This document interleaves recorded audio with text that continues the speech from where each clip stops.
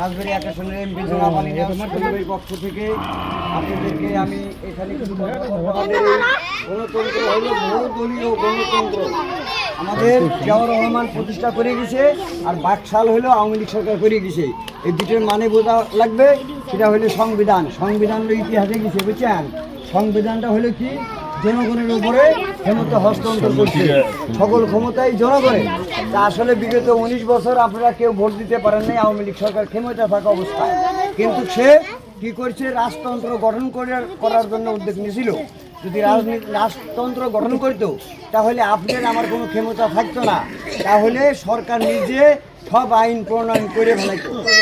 শহীদ president Ziaur Rahman উনি কি করছে, উনি বলছে সকল ক্ষমতাই জনগণের উৎস।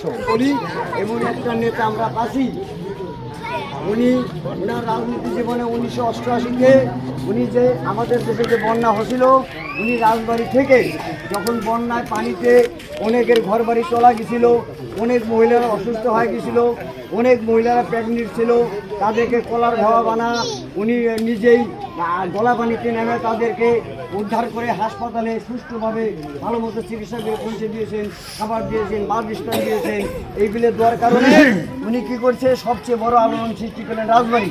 তা 1991-তে সে নির্বাচনে মেয়র নির্বাচনে প্রথম পাশ করেন, বরাবর 3 বার পাশ করলেন মেয়রে। আমি সরে বলবো আমাদের এই দুর্নীতিমুক্ত নেতা আসলে কিন্তু ওনাকে একটা জিনিস আপনাদের কাছে আমি বলতে চাই, যে এই 5 বছর ক্ষমতা যখন ছিল উনি 2500 লোকের চাকরি দিয়েছে। 2500 লোকের চাকরির মধ্যে আমি একটা লোকের চাকরি দিয়েছি, সে হলো মাজেদ মেম্বার অম্বলপুরি।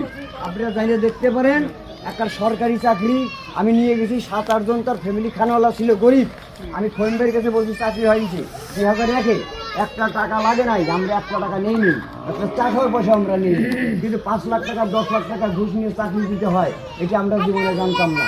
কিন্তু আওয়ামী লীগ সরকার তা করছে।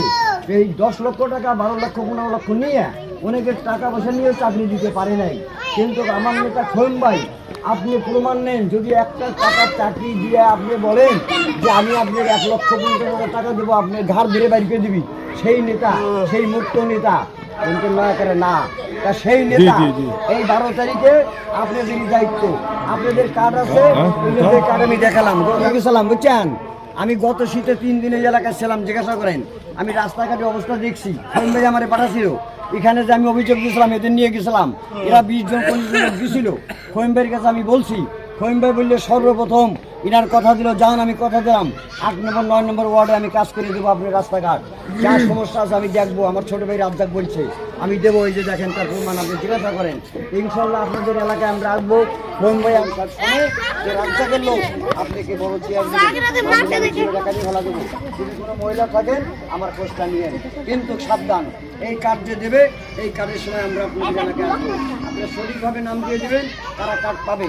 কিন্তু বড় লোক যে 50 টাকা খায়, যার ঘরে খায়, যার অভাব নেই, তাকে দিবেন না, আপনারা বাসায় দিয়ে দিবেন।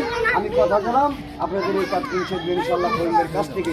এই বলেই আমি আমার বক্তব্য শেষ করছি। আল্লাহ হাফেজ। জিয়াউর রহমান অমর হোক, খালেদা জিয়া জিন্দাবাদ, তারিক জিয়া জিন্দাবাদ। আল্লাহ হাফেজ।